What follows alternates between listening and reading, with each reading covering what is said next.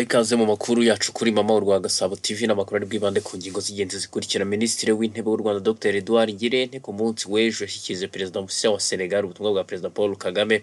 UNESCO yatangaje ko umuyobozi wayo azitabira kwibuka ku nshuro ya 30 azifatanya n'Abanyarwanda. Urwego rw'igihugu rw'ubugenzacyaha rwatangaje ko rwafunze abapfumu bacuciraga abaturage mu mahanga. Haravugwa imirwano mu gace ka Rwindi muri Rucu hagati ya M23 n'igisirikare cya leta FARDC. Igisirikare cya Afurika y'Epfo cyanyomoje amakuru y'uko abasirikare bacyo baba baritanze muri M23. Dufite amakuru agendanye n'iteganyagende ndetse n'isoko ry'ivunjisha. Nitwa Shadadi Habimana, mu kanya n'amakuru ku buryo burambuye.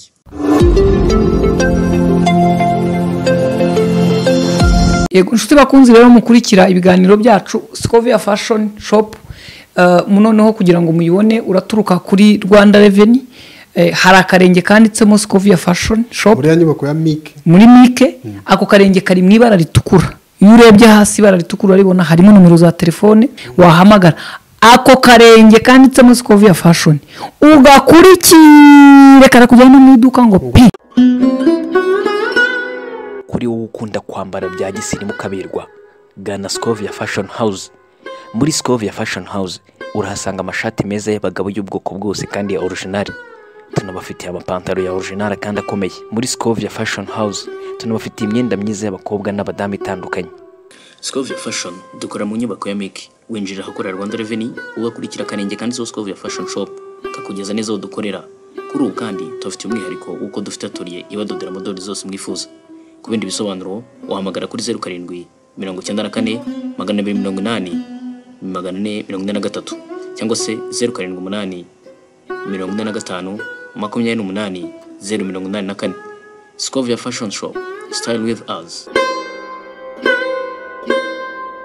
Reka nongere mbaha ikaze muri aya makuru yacu kuri Mama urwa Gasabo TV. N'amakuru ngiye guhera kuri iyi nkuru, aho urwego rw'ubugenzacyaha rwerekanye abantu batatu bakekwaho kwiyita abapfumu bakarya amafaranga ya rubanda bababeshya ko bagarurira ibyabo byibwe cyangwa se babakiza indwara zananiranye. RIB itangaza ko mu myaka 3 ishize uhereye mu mwaka 2021 yakiriye dosiye nk'izi zigera ku 117 zirimo abakekwaho ibyaha barenga 200. Reka nkomereze kuri iyi nkuru, aho Perezida mushya wa Senegal Bassirou Diomaye Faye yakiriye mu biro bye Minisitiri w'Intebe w'u Rwanda Dr Edouard Ngirente wamugejejeho ubutumwa bwa Perezida w'u Rwanda Paul Kagame. Byabaye ku munsi w'ejo nyuma y'umuhango wo kurahira kwa Perezida Diomaye wasimbuye ku butegetsi Macky Sall. Ibiro bya Minisitiri w'Intebe w'u Rwanda bivuga ko Dr Ngirente yakiriwe na Perezida Bassirou Diomaye mu ngoro y'umukuru w'igihugu cya Senegal akamugezaho ubutumwa bwihariye n'impano yagenewe na Perezida Paul Kagame. U Rwanda na Senegal bimaze igihe bifitanye mwiza mu nzego zitandukanye, aho ambasade y'u Rwanda muri icyo gihugu yafunguye mu mwaka wa 2011. U Rwanda na Senegal kandi bifitanye amasezerano arimo y'ubufatanye mu by'umuco yasinwe mu mwaka wa 1975, ay'ubutwererane rusange yasinwe mu mwaka wa 2004, ay'ishyirwaho rya komisiyo ihoraho ishinzwe kugenzura umubano w'ibihugu byombi yasinwe mu mwaka wa 2016, ndetse n'amasezerano y'ubufatanye ari hagati y'urwego rw'igihugu rw'itangazamakuru RBA na televiziyo radio Senegalaise. Muri iki gihugu cyo mu burengerazuba bwa Afurika kandi hari Abanyarwanda benshi batuyeyo, yaba bajyanywe n'amasomo n'abandi barimo abageze mu myaka isaga 40 ishize. Reka mve kuri iyi nkuru nerekeze mu ntara y'Amajyaruguru. Polisi y'igihugu yatangaje ko abantu 55 ari bamaze gusiga ubuzima mu mpanuka zabereye mu biyaga bya Burera na Ruhondo. Ibi biyaga bikaba biherereye mu karere ka Burera mu mezi 15 ashize. Kuva umwaka wa 2024 utangiye, mu biyaga bya Burera na Ruhondo hamaze kuberamo impanuka ebyiri zikomeye zapfiremo abaturage 12 ziyongera kuzabaye mu 2023 nazo zatwaye ubuzima bw'abantu 43. Iyi mibare yagarutsweho kuri uyu wa kabiri ubwo polisi y'u Rwanda ishami rishinzwe umutekano mu mazi yari mu karere ka Burera mu bukangurambaga bwo kwirinda impanuka zo mu mazi zikunze kumvikana mu biyaga bya Ruhondo ndetse n'ikiyaga cya Burera. Polisi y'u Rwanda ivuga ko impanuka zo mu mazi zikunze guterwa n'abakora uburobyi butemewe bazwi nk'abarushimusi, abanyuzamo z'abagenda mu bwato, abafite ubwato budafite ibyangombwa bisabwa birimo imyambaro yabugenewe ndetse n'ubundi burangare ku batwara amato. umuvugizi wa polisi mu ntara y'Amajyaruguru Superintendent of Police Mwiseneza Jean Bosco yavuze ko ibitera impanuka ku bakoresha ibyo biyaga ari ukutubahiriza amabwiriza, gutwara ubwato bushaje, kuvanga abantu n'imizigo, gupakira ibintu birenze ubushobozi bw'ubwato no gutwara banyoye ibisindisha. Abaturage bagezwe n'ubukangurambaga bemeje ko akenshi impanuka zikunze kubera muri ibyo biyaga usanga zituruka ku burangare, bityo ko bakwiye kurushaho kujya bagira amakinga ndetse bagatanga n'amakuru mu gihe ari aho babonye bishobora guteza iyi mpanuka. Mu bindi byagaragajwe nk'imbogamizi ku bakoresha ibiyaga bya Burera na Ruhondo harimo kutagira ubwishingizi bw'ubwato, kubibumbiye mu makoperative yambutsa abantu n'abakora umwuga w'uburobyi no gupakira ibintu n'abantu benshi bakaba bapakira abantu barengeje ubushobozi bw'ubwato buto bakoresha. Ibiyaga bya Burera na Ruhondo bikunze gukoreshwa n'abaturage bo mu turere twa Musanze na Burera, baba abajyana umusaruro w'imyaka mu masoko ya Gashaki, Remera, Gahunga, Bugarama ndetse n'indi migenderanire hagati y'abaturage. Reka amakuru yacu nyakomereze kuri iyi nkuru n'ubundi mu karere ka Burera, aho hari bamwe mu baturage bo muri ako karere mu murenge wa Butaro mu tugari twa Nyamicucu na Mubuga bavuga ko bari mu bwigunge bitewe no kutagira amazi meza ngo bakabavoma ibirohwa. Jean Claude Ndayambaje ni mugenzi wacu yarahageze adutegurira inkuru ikurikira. Tuvoma isoko kubera ko amazi barayazanye, hanyuma bayaha abaturage begereye kuri kaminuza, abari kure yaho gato nabo ntago babonye kuri ayo mazi. Turasaba ubuyobozi ko bwadufasha tukabona amazi bakayegereza abaturage. Ni bamwe mu baturage bo mu karere ka Burera mu murenge wa Butaro mu tugari twa Nyamicucu ndetse na Mubuga bavuga yuko bakomeje guhera mu bwigunge kubera kutagira amazi. Ikijyanye n'amazi habaho igihe tuyabuze kandi tukavoma kure, ubwo twayabura ugasanga abantu batonze umurongo, abana bagatahanya injoro bikatubera imbogamizi. Hari abaja ku isoko ariko rero nabwo ni kure. Turasaba ubufasha n'ubuvugizi kugira ngo tubone imigezi itwegereye hafi. Niko bimeze, hari abadafite amazi. Ni nk'abahe mu tugari nk'akagari ka Nyamicucu na Ryakagundu ariko kano tukaba tubasaba ubuvugizi kugira ngo nabo babone iryo terambere, babone ayo mazi. Tuvoma isoko kubera ko amazi barayazanye, hanyuma bayaha abaturage begereye kuri kaminuza, abari kure yaho gato nabo ntago babonye kuri ayo mazi. Turasaba ubuyobozi ko bwadufasha tukabona amazi bakayegereza abaturage. Umunyamabanga nshingwabikorwa w'umurenge wa Butaro Bwana Kayitsinga Faustin yavuze ko aka karere ka Burera gafite amazi make, akaba ariyo mpamvu abo baturage badafite amazi. Tenda ari ikibazo gikomeye na amazi muri Burera dufite amazi makeya cyane cyane mu murenge wa Butaro. Amazi aboneka aza ku bitaro bya Butaro ariko n'abaturage bakagenda bayasaranganya n'abaturage, ariko hari icyizere ko ikibazo cy'amazi kigiye gukemuka mu gihe cya vuba. Hari uruganda rw'amazi rugiye kubakwa ku buryo abaturage bose amazi azabageraho. Aba baturage bakomeza bavuga ko byibuze ngo ababona amazi ari abaturanye na kaminuza y'ubuvuzi ya Global Health Equity iri mu murenge wa Butaro. Jean Claude Ndayambaje, Mama Rwagasabo TV mu karere ka Burera. Ndamushimiye cyane Jean Claude Ndayambaje kuri iyi nkuru igendanye no mu karere ka Burera. Reka ngaruke mu mujyi wa Kigali, aho umuyobozi mukuru w'ishami ry'umuryango w'abibumbye rishinzwe guteza imbere uburezi, siyanse n'umuco UNESCO yitwa Audrey Azoulay ari umwe mu bayobozi bakuru bazifatanya n'u Rwanda mu kwibuka ku nshuro ya 30 Jenoside yakorewe Abatutsi mu mwaka w'1994. Ku rubuga rwayo rwa murandasi, UNESCO yasobanuye ko Audrey Azoulay azagera mu Rwanda ku itariki 5 ataye ku itariki 7 Mata 2024 nyuma yo kwifatanya n'abanyarwanda gutangiza icyumweru cy'icyunamo n'iminsi 100 yo kwibuka. Biteganyijwe ko Azoulay ku itariki 3 Mata azasura urwibutso rwa Murambi. Uru rukaba ruhukiyemo imibiri y'abarenga 50 bazize Jenoside. Azaganira kandi n'abayobozi barwo n'abarokokeye muri ako gace kari mu majyepfo y'u Rwanda. Urwibutso rwa Murambi, urwa Kigali, urwa Nyamata n'urwa Bisesero muri Nzeri umwaka 2023 UNESCO yazishyize mu murage w'isi kugira ngo zikomeze kugira uruhare mu kwigisha amateka ya Jenoside no gushimangira ubwiyunge bw'abanyarwanda. Mbere yo gutaha, Audrey Azoulay azashyikiriza guverinoma y'u Rwanda icyemezo gihamya ko izi nzibutso zashyizwe mu murage w'isi.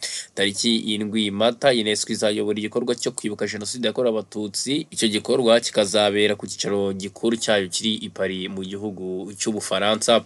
Reka amakuru yacu avugwa mu Rwanda nyasorese kuri iyi nkuru aho mu rugo rw'umuturage mu murenge wa Muhima mu mujyi wa Kigali habonetse imibiri 21 yabishwe muri jenoside yakorewe abatutsi. Iyi mibiri yabonetse nyuma y'uko hari umuhanda urimo ukorwa mu mudugudu w'Intiganda aho bita kuri Marato mu kagari ka Tetero mu karere ka Nyarugenge. Ni imibiri yabonetse ubwo imashini ya company ikora umuhanda ikagera aho iyo mibiri yari iri mu cyobo cyane mu rugo rw'uwitwa Abayisenga Aniseti, uyu akaba yaritabye Imana. Aya makuru yamenyekanye ku itariki 30 Werurwe ari nabwo habonetse umubiri umwe mu gitaka bakuye hafi y'urwo rugo. Ubwo bajyaga kumena iri taka mu kagari kakora mu murenge wa Gitega batunguwe no kubonamo umubiri bahita batanga amakuru nkuko byatangajwe na Ibuka. Iyi mibiri uko ari 20 yahise ijyanwa ku biro by'umurenge wa Muhima, naho wabonetse ku itariki 30 Werurwe uri ku biro by'akagari kakora mu murenge wa Gitega. Inzego zitandukanye za Ibuka n'iz'umurenge wa Muhima zasabye ko amakuru akomeza gushakishwa kugira ngo abaza amazina y'abajugunywe muri icyo cyobo abe yamenyekana. Iyi mibiri ibonetse mu gihe habura iminsi mike ngo u Rwanda rwinjire mu cyumweru cyahariwe kwibuka jenoside yakorewe abatutsi kizatangizwa ku itariki 7 Mata. Mbere yo kwerekeza mu makuru avugwa hanze y'u Rwanda, reka mbasabe mukurikire ubu butumwa butatu bwamamaza. Ibyo kurya bitekeshe sostomate ya Sawa bibari sawa kabisa.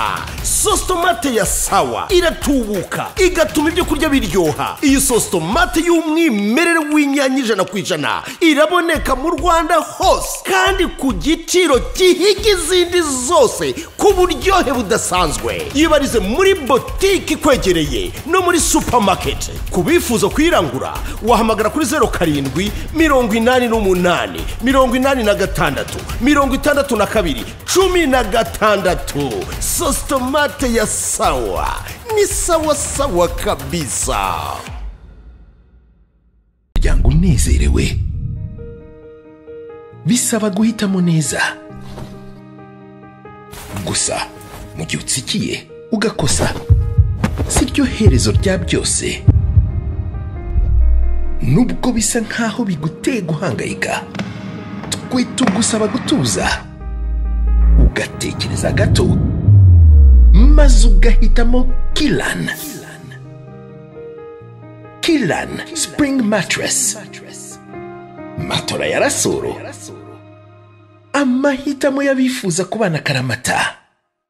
Kilan, so durable, so healthy, so affordable. Iterambere ridasanzwe, inyubako zidasanzwe usanga mu mujyi wa Kigali. Kuzirebera inyuma byo bwabyo biteye ubwuzu, bigutera amatsiko yo kwinjira imbere. Ubu bwiza bw'izi nyubako buturuka ku bigo bicuruza ibikoresho by'ubwubatsi, ibikoreshwa ku mashanyarazi n'ibikoreshwa ku mazi. Ikaze nkwinjize muri Kenkayiri Evidence Company Limited. Aha ni uzasanga ibikoresho bikoreshwa mu bwubatsi bigezweho kandi biramba, biri ku giciro gito. Ibikoresho birimo nka sekanyora zikoreshwa ku bipango mu rwego rwo kurinda umutekano. Kuri mwebwe kandi mwifuza turoyi z'umucanga, naho tuzazibariza uretse muri Kenkayiri Evidence Company Limited. Kubifuza imashini zikoreshwa mu bwubatsi mu gutera umucanga cyangwa karabasasu, uzazisanga muri Kenkayiri Evidence Company Limited. Ni naho kandi uzasanga roofing z'ubwoko bwose kandi ku giciro gito. Kuri mwebwe mwifuza kurwanya humidity ku mazu, tubafitiye powder z'ubwoko bwose uzakoresha ku nzu yawe kugira ngo uhangane n'ikibazo cya humidity. Kuri mwebwe kandi mwifuza kubaka dushe zigezweho za kijyambere, tubafitiye ibikoresho bikoreshwa mu kubaka dushe birimo showers, lavabo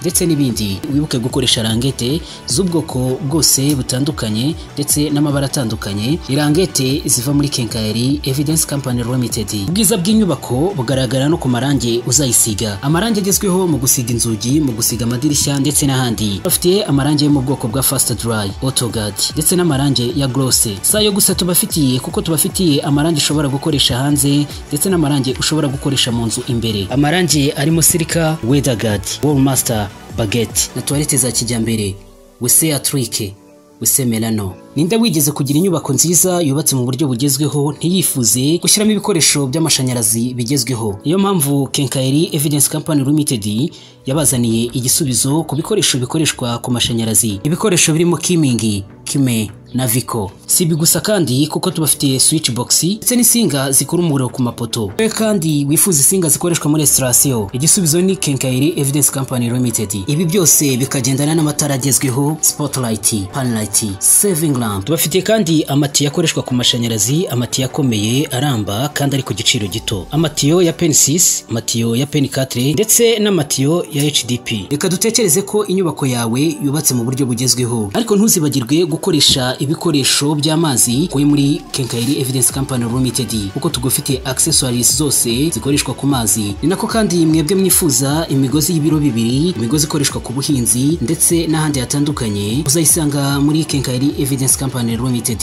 Buri muntu wese wumvise ibyiza nk'ibi yibaza uburyo yabona izi service kuko Kenkayeri Evidence Company Limited ikorera Nyabugogo. Uvuye muri gare ya Nyabugogo muri metero 150 ku nyubako ya Hope Guest House urabona icyapa kinini cyanditseho Kenkayeri Evidence Company Limited. Ibindi bisobanuro waduhamagara kuri 07 85 88 77 cyangwa ukaduhamagara kuri 07 86 70 0114. Ushobora no kutwandikira kuri mail yacu ariyo key.evidence.co.rtd@gmail.com.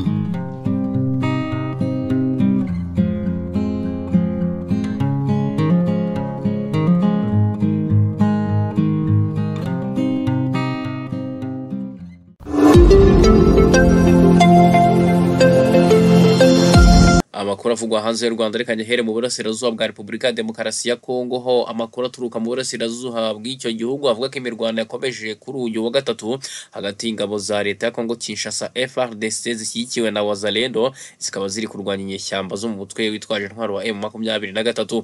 Imirwano ikomeye ikaba yumvikanye ku muhanda wa Rwindi Kanyabayonga. Muri ako gace kandi haturitse ibisasu by'intwaro ziremereye ndetse n'izoroheje. Bibaye mu gihe ku wa kabiri Minisitiri w'Intebe mushya wa Kongo Judith Tuluka yavuze ko abanzi ba Kongo bagomba kumenya ko amaherezo leta ya Kongo izatsinda. Umuvugizi wungirije w'umutwe wa M23 mu bya politike bwana Oscar Barinda yatangaje kuri Twitter ko bamenye amakuru yuko muri Goma hari abaturage benshi bakomeje guhohoterwa n'umutwe wa APCRC ubarizwa muri Wazalendo bazizwa ubwoko bwabo. Yatangaje ko AFC cyangwa se M23 bazakora ibishoboka byose bakabatabara, byumvikanisha ko urugamba rwaba ruri kwerekeza i Goma nyuma y'imirwano ikomeye imaze iminsi ibera mu bice bya Masisi ndetse na Sake, aho M23 yafunze umuhanda uhuza ibyo bice ndetse n'intara ya Kivu y'Amajyepfo. Nkiri muri icyo gihugu kandi umugore wa Joseph Kabila Kabanga wahoze ari perezida wa Repubulika ya Demokarasi ya Kongo yasabye Imana kongera kumugira perezida w'iki gihugu kugira ngo abashe gushyira iherezo ku ntambara zimaze igihe zicyugarije.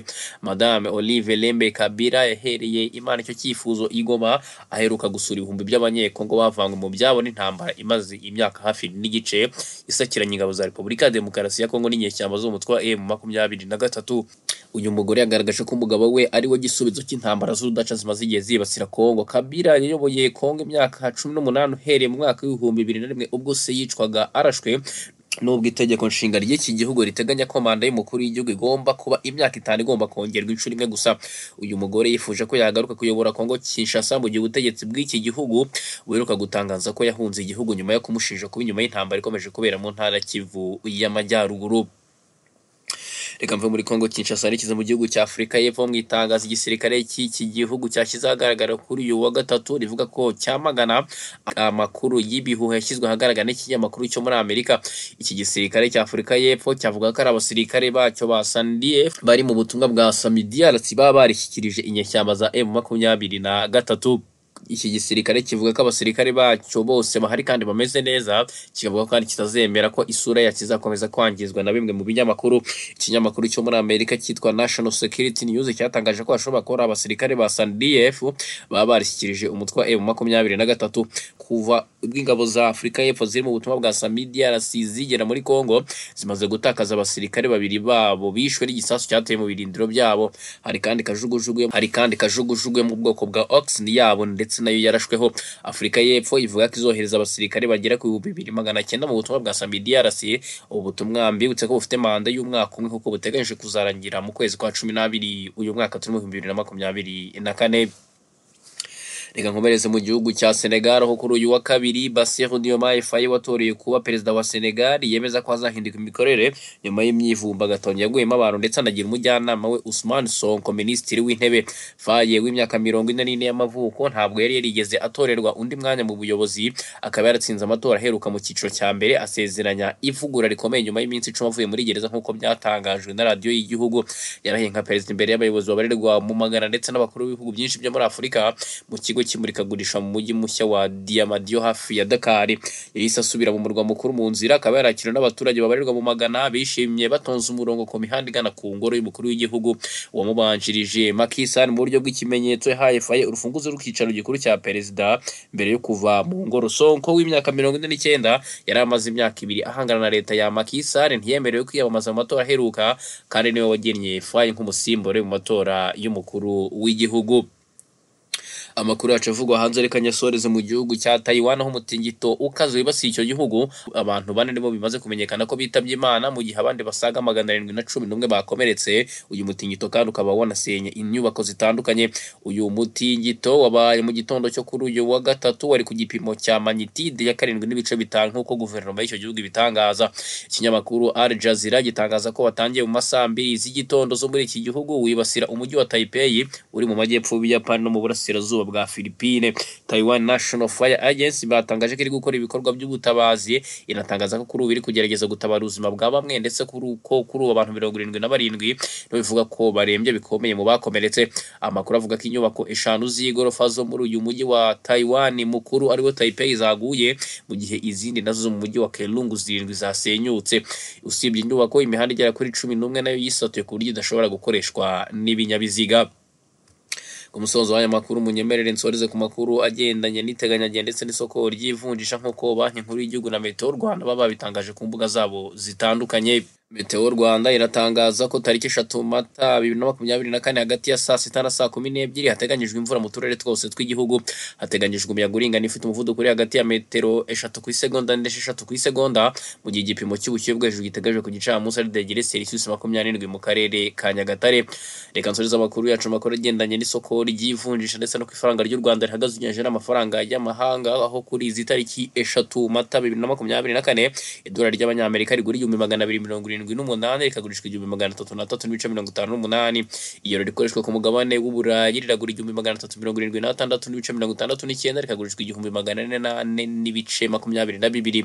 Ipaundi ryo mu gihugu cy'Ubwongereza riragura 607 rikagurishwa 639.19.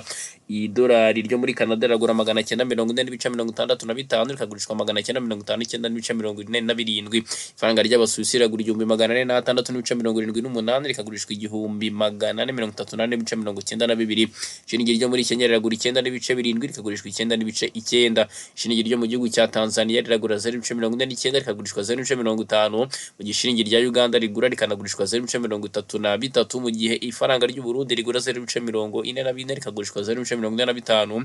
Irandi ryo muri Afurika y'Epfo rikagura 67.80 rikagurishwa 69.15. Ni kuri aya makuru nsoreje amakuru yacu hano kuri Mama wa Gasabo TV. Nitwa Shadadi Habimana. Komeze kugira ibihe byiza munakurikira ibiganiro byacu.